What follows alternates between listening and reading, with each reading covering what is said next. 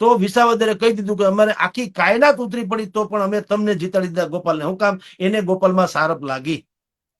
તો જનતા એજ્યુકેટ થઈ ગઈ, પ્રજા મતદારો હોશિયાર થઈ ગયા. હવે પછાત છે એ પક્ષ છે, પક્ષ પછાત છે કે એ કાસ્ટિઝમ ઉપર ને નાત ને જાત ને વર્ગ ને ધર્મ ને પ્રદેશ ને ફલાણું વંશવાદ ને ઢીકણાવાદ ને કોઈને કાંઈ પડી નથી. જનતા બિલકુલ હોશિયાર થઈ ગઈ છે.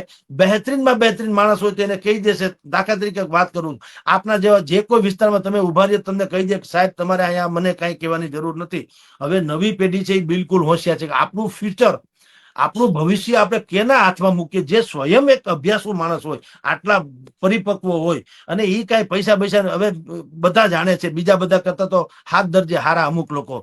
એટલે હવે નવી પેઢી આવા ક્વોલિટી બેઝ રાજકારણમાં જઈ રહી છે. ગુજરાતની રાજનીતિમાં ટ્રીમન્ડસ ફેરફાર આવશે. ભારતીય જનતા પાર્ટીને એની ભનક લાગી ચૂકી છે, એટલે એ હમણાં જ રીસફલિંગ કરવાના પ્રધાનમંડળનું.